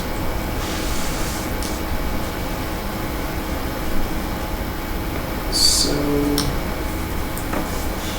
It was approved on May 7th. Yeah, I'm pretty sure that's So what we can did. you pull Really? up, Yeah. I'm looking for it now. ordinance, I think it's the paragraph in it- I PLRZ think the paragraph in it 2019. just talks about his 0047. commitment to market it as condominiums and to use best efforts to sell them as condominiums. I'm not even sure how we would require him to do anything else. No, but we Because would he's- incentivize that outcome. Right. So we approved it that night, we didn't send it to the mayor based, you know, usually It's 47, it's that one right there. And then the May 7th, and then if you go to final ordinance, yeah. So if you scroll down Go to the sign. all the way, so that ordinance 2019-21, the top one, open that, and it should have a copy of the draft. I believe Exhibit C would be the draft development agreement that was authorized. That was impressive. That was, I did a good job. Whenever you're paying her, she's a raise.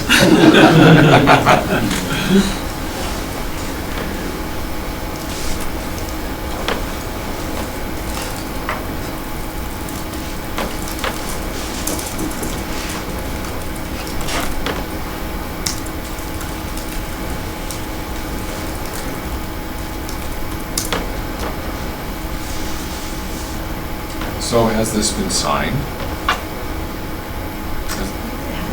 Has it been put through Sireton yet? When I had the chance to talk to Mr. Ardmore earlier about this, there's a final, That was section 4. there's a final, final project plan is the required exhibit that they're waiting on some revisions to the applicant. So I don't know that it's been signed because the final, I mean, don't you as the mayor have to sign that? Yeah, I get a lot of things coming through every day, but this one, I've signed probably a handful of things tied to this one, but I haven't seen the final one. Right, so I'm just pointing out that we're not guaranteed anything in the way of owner-occupied units. Yeah, can you just go a little bit further? So you can change that if you want. Yeah. Before it comes to me. And that's why I'm bringing it up. So let's read E out loud. Condominiums, developer has expressed his intention to sell condominiums as part of the project.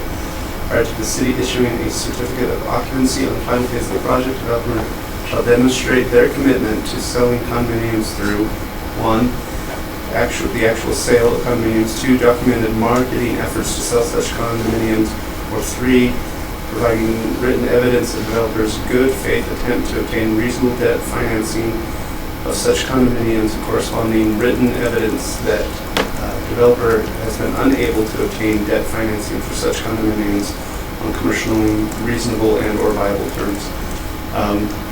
I remember reading this, and you know, it'd be nice if there was, you know, a guarantee that that's what we were going to get. I felt like we had some pretty robust discussions on this, and this is where we ended up, and this is what I felt comfortable with. I don't think I feel comfortable going back to the developer and saying, well, you know, yeah, we agreed to this, but now we've decided that we want something more binding.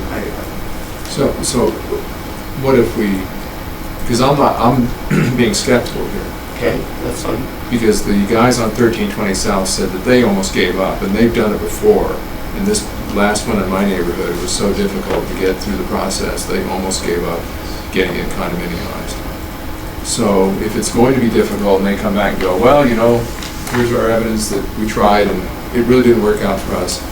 So is there a way to incentivize it? I mean, we have 1.6 million tied up in the property. We want to try to incentivize so much a door for each one that is actually owner occupied. As The downside of that is that we already have this commitment.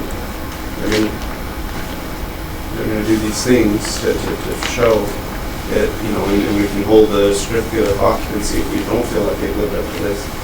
And so now if they're already going to be going through their best efforts, it feels like we would just be giving away redevelopment money for something that, you know, they're already going to be trying to do. So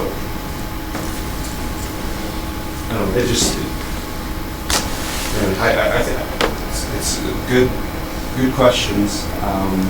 all I'm saying is if this doesn't end up with anything owner occupied, that is a really bad outcome. I mean, that was one of the main things they promised to us, the school district, the community, and I know it's kind of a big promise and a tall order and one that could fall through, so that's why I'm bringing it up and saying, you know, if we could help guarantee that outcome.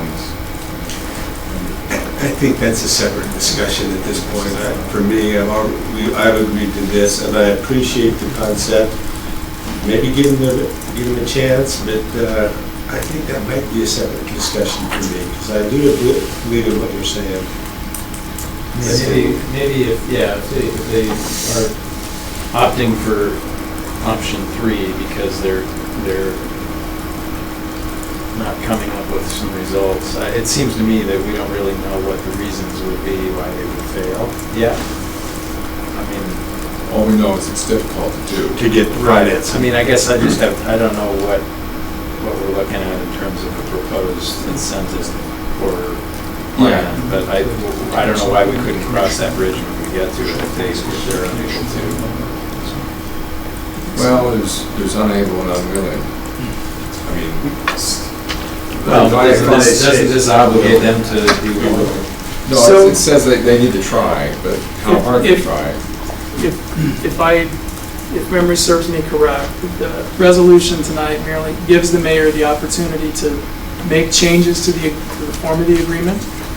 So we could potentially talk to the developer and see about making a portion of the tax increment contingent on providing a level of owner occupancy that's verified.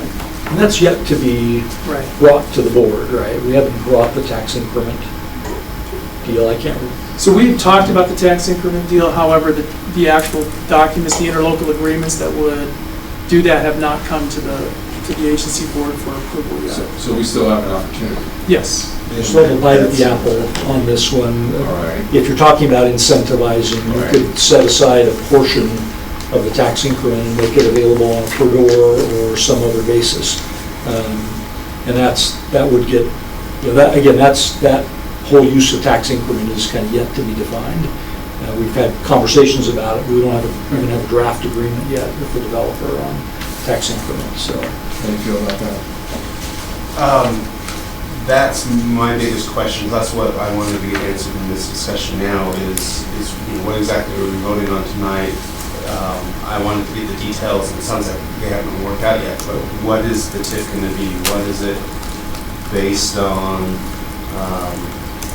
What's the rationale behind having it?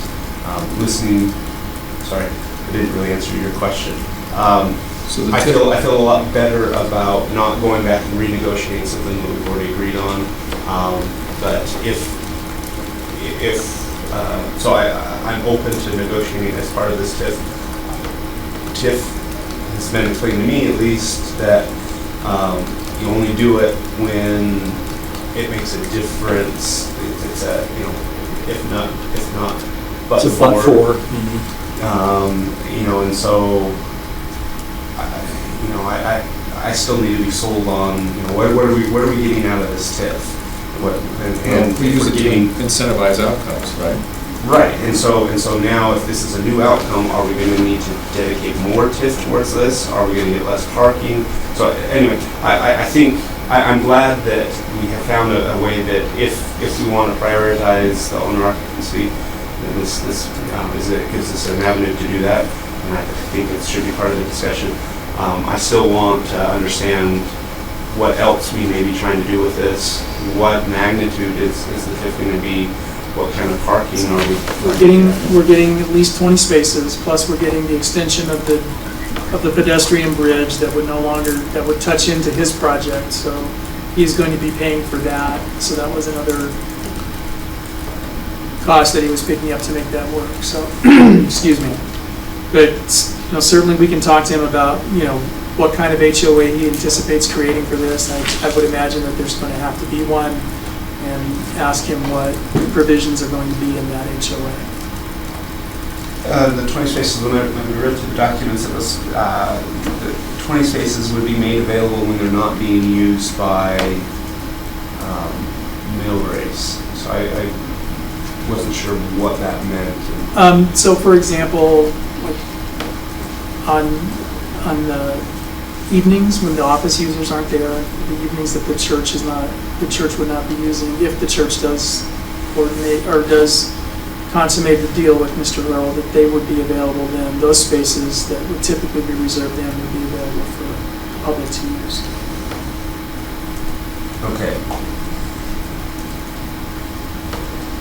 So these are 20 stalls that would not be available to the public at all times, but would be available kind of off hours. Yes, mostly on evenings and weekends, with the exception of Sunday during the day. Which is a fairly large demand for that area currently. There's a lot of reception kinds of things and weddings and that sort of thing that tend to have some challenges in the evening for parking.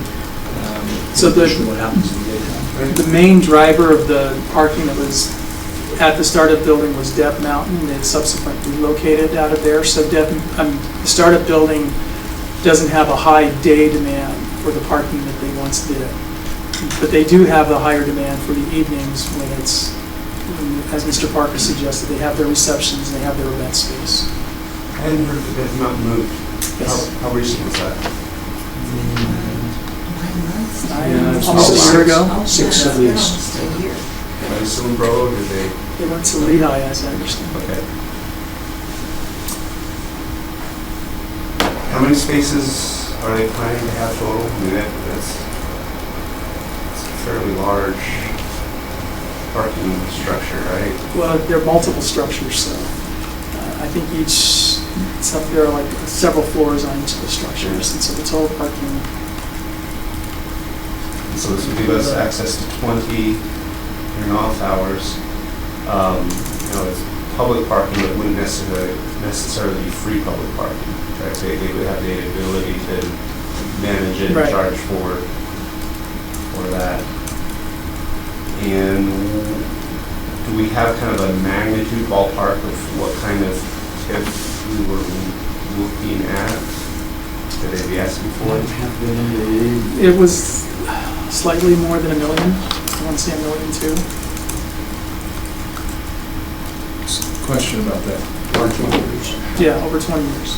So who's going to manage the parking? How would they know that there's 20 public spaces being used by the public that, ostensibly are allocated to us, rather than 25? Or who's going to monitor that? And do they have a gate and a ticket and we don't know how they're going to manage it? They haven't said how they're going to manage the parking. If they're going,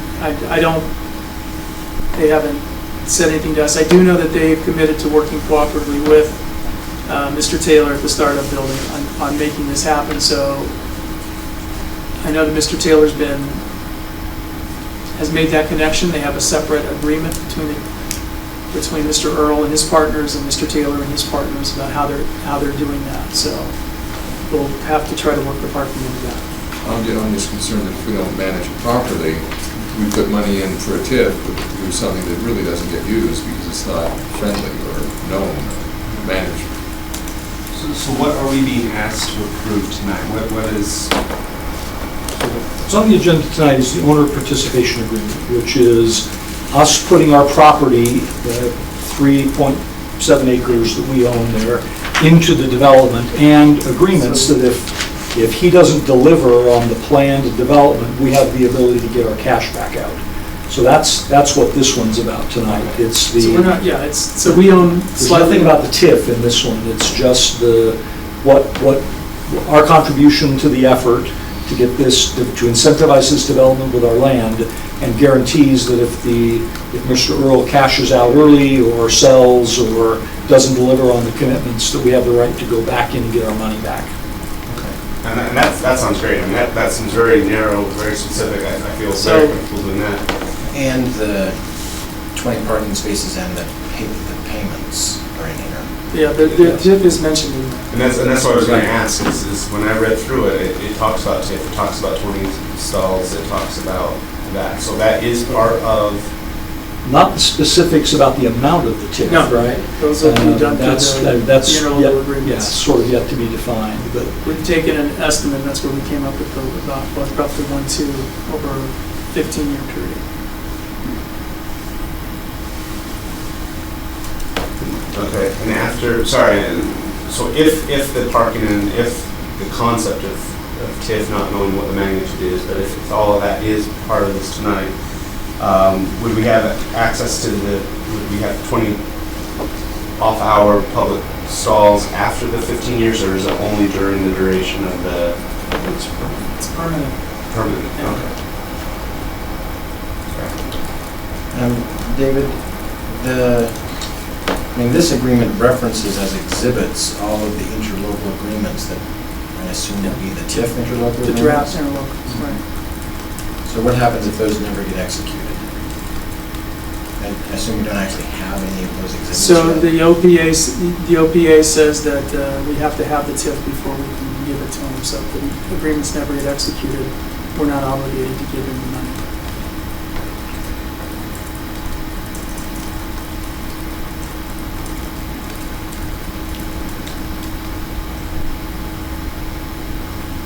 Question.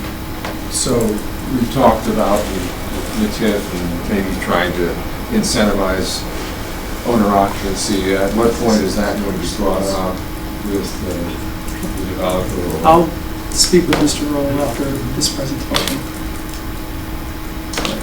And the extension of the pedestrian bridge, that is in here, I don't recall reading it, I may have missed it, I may have been skimming at that point, but. It's under the, well, that's University Avenue. Pedestrian bridge, item D. Are we still looking at the? This is the development agreement. That's the development agreement. Right. Not the owner participation. Right. Can we This one's forward already there. what we're actually voting on tonight?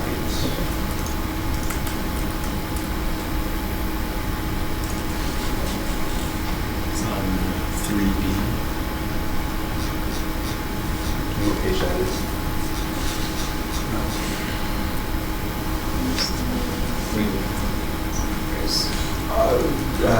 The extension of the pedestrian bridge, because that was also.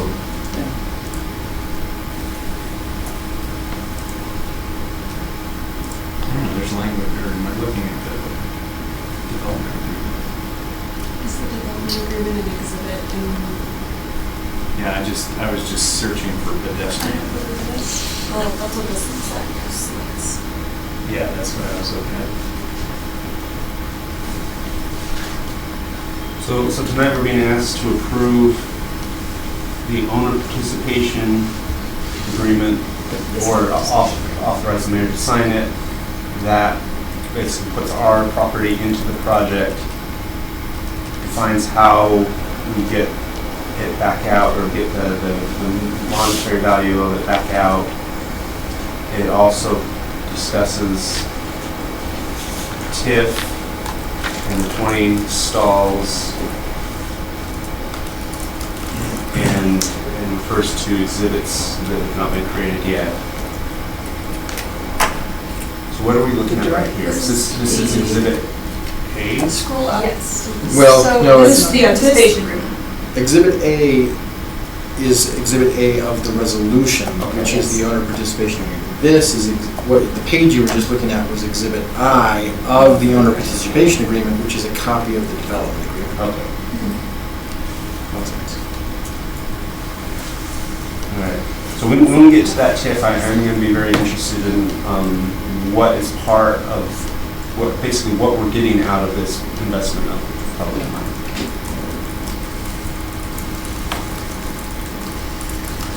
Can you scroll down a little bit more on?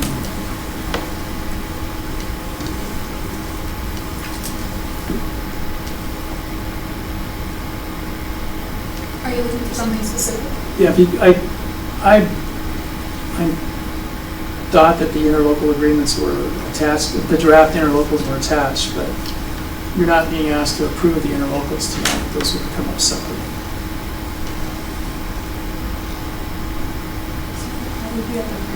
Yeah, towards the bottom. I don't know. Oh, I see, there's blank pages labeled Exhibit B, C, D. Okay. Yeah, these should have been attached, so. Okay. Yeah. All right.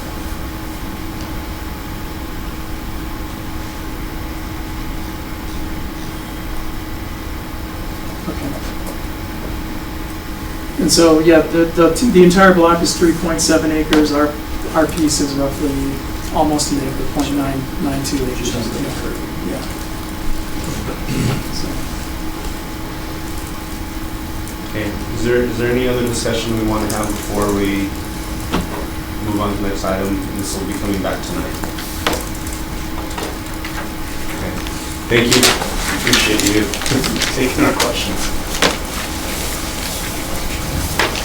All right, finally, we have item 7, an ordinance to amend Provo City Code regarding design standards in various high-density residential and campus use zones. Presented by Mr. Bill Pepperoni, Assistant Director of, can I say Community Development, or do I say? Still community development. Still Community Development. You'll know what it takes. All right. We'll let you know. All right. Thank you. So about a year ago, the staff brought to you some setback changes for the campus high density zones. And we told you at that time we would be coming forward again in the future with more substantive changes to design guidelines for those zones.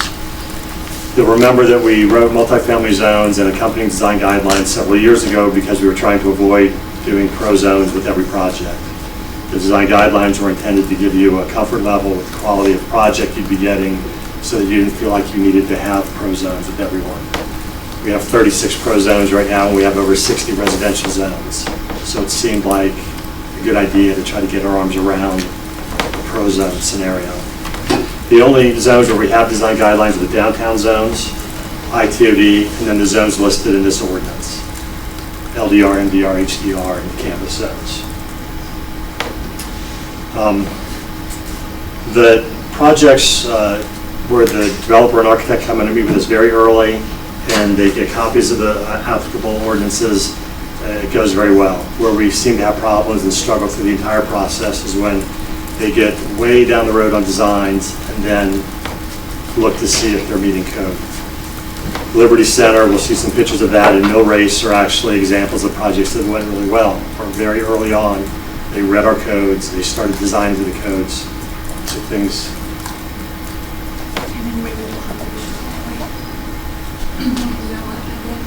I was moving away so fast, and I felt another computer.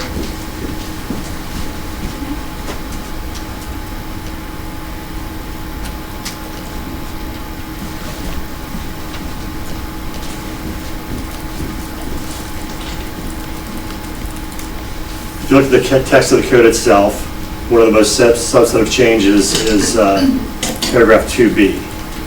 The language from 2B actually comes out of 1434-300, which are the transitional regulations for projects that are commercial, industrial,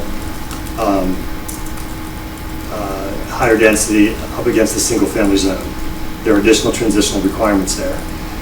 Because there are very strict requirements there, that section of the code gives the planning commission some latitude to deviate from those strict standards if they see something that works just as well or even better.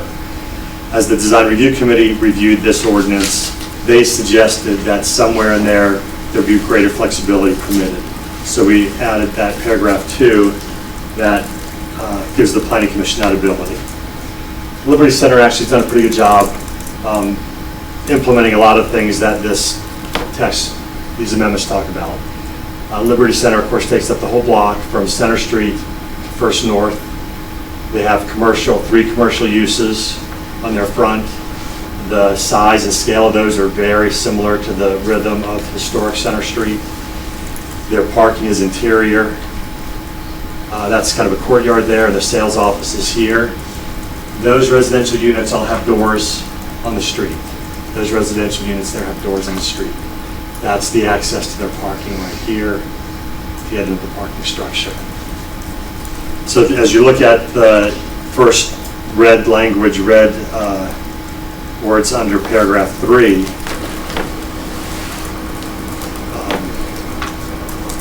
provide transitions between the public right-of-way and private space on residential frontage. This requirement may be met by the following. Use of foundation plantings to provide separation between residential and residential units to the sidewalk. Use of porches or stoops, railings to provide intermediate semi-private areas. So all those units have got an access to the sidewalk here. There's a door to the unit there, and there's a private stoop. A little bit of grade separation to help provide that transition. Okay. And this one you can even see a pair of shoes outside the door and a doormat. This resident uses the door to go in and out, which is what we want. We want that pedestrian permeability between the street and the unit.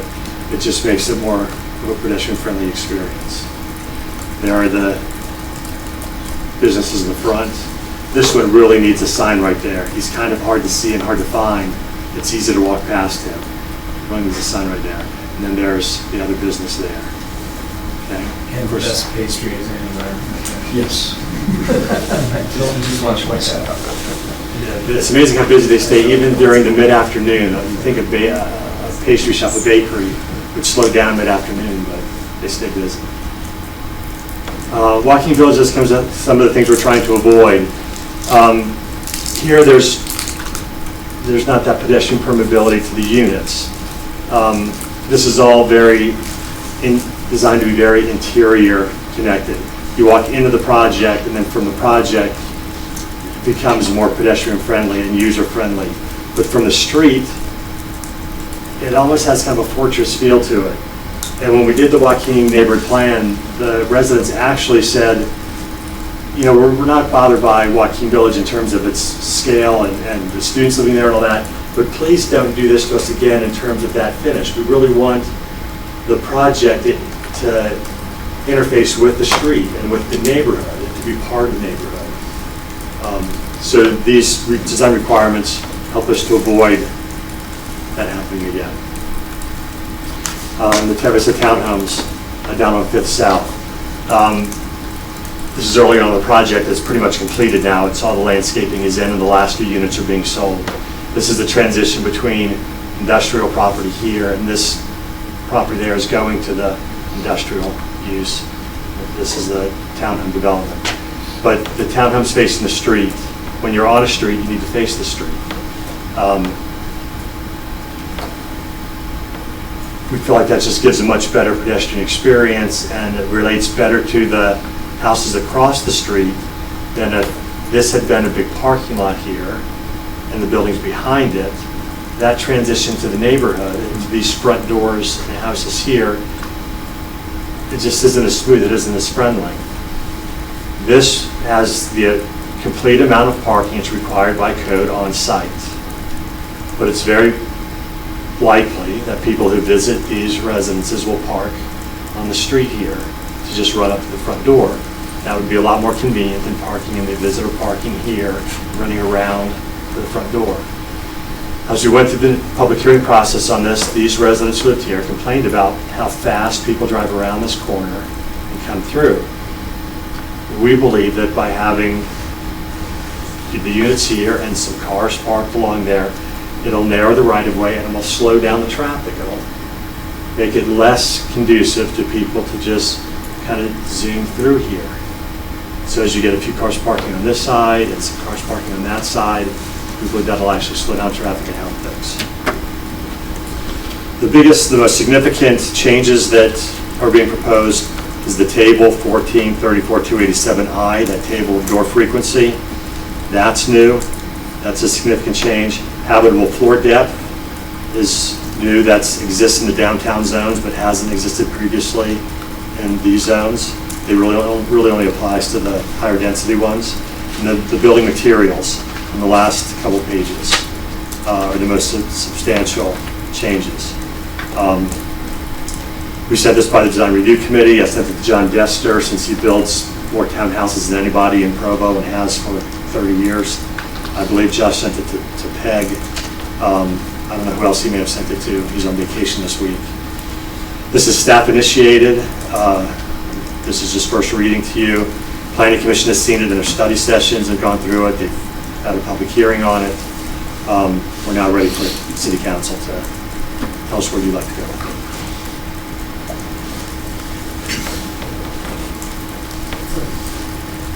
Mr. Chair, I noticed Dave Kevin was here. He's had some experience building in the zones, and I just wondered if there's time if we might give him a minute or two to comment. Welcome back. Mr. Cabanella, do you have any thoughts on what's being presented? Thank you, Dave. When I first got the code amendment in the zone, I was briefly reading through it, so I'm hoping I didn't miss something that are a few of the changes there. What Bill's trying to do with the doors in the front, we experienced a similar thing on one of our last projects. And what worries me as a developer is I'm hoping if you put this in the code is that not all one size fits all locations and doors and things of that nature. And so if we're required to, like an HDR could be in a completely different area culturally, and could be a completely different area than say MDR and LDR, or a street even. And so this street that he's describing here, they do want to slow it down. And people can park in the front, you want to walk up to it, and that's a legitimate thing. the last project I did, you're not gonna park on the street and walk up to the front door. And so we had brought the building to the front, parked in the back, and I could have sworn I read somewhere that now that they're discouraging parking in the back and the building in the front. And I need to go back and look and see where I found that somewhere in some verbiage, but we did have come to a conclusion where you're walking on the street, there's an entrance to the project, but yes, it is an interior like the student walking project is, but some of these areas that make front door may or may not really work. Like, do you really want your front door to be right there? Someone knocking on the front door. And so you'll see a token amount of these high density projects where there'll be kind of a random front door, and you're like, how's the resident really get to that? They're walking around the back, and then no one's gonna park there to try and find them, on the first floor. So while it's a good idea, and he's shown some really good examples, I don't know that as a guy that maybe does a little about this, I would worry that it would maybe handcuff me a little bit, Bill, but. Yeah, I think that paragraph that gives the planning commission some latitude is helpful, but I would also ask the city council to remember what prompted these changes was the Pacific Heights project on 9th East and 7th North. One of the big problems with that is that there's one door on that entire 900 East frontage that goes to a kind of rental office kind of area. Now, you're not going to park on 900 East. No one should be parking on 900 East. But a lot of students walk up and down 900 East, and having doors to units, I think, would have been a big improvement to the aesthetic of that project. We've got some pictures of it if you'd like to see it. I hesitate to show it just because it's so far from where we want to be.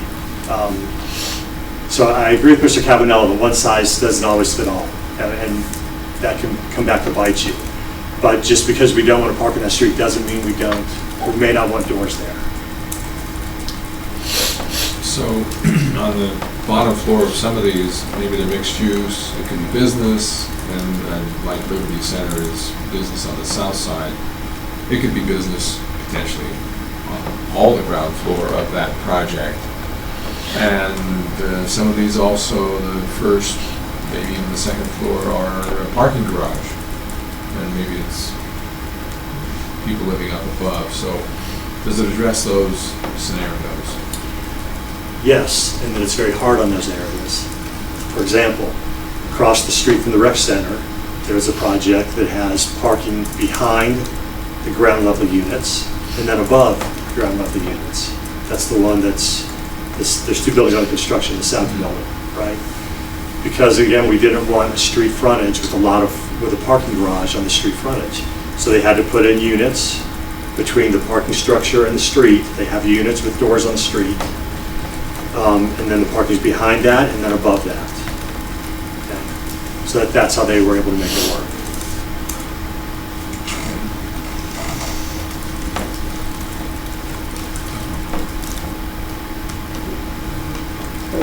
That was south of the rec center, or is that east of the rec center? East of the rec center. And one block, block south, just a half a block. It's on the Diagonal corner, from the right next to Cookies, from the corner.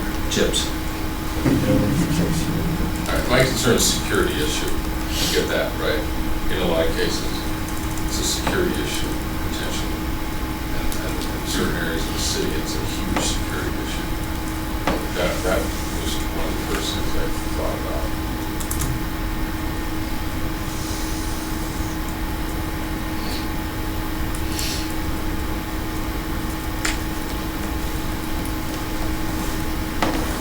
Well, I don't know if you could spend some time between now and tonight, because it is on tonight's agenda, right?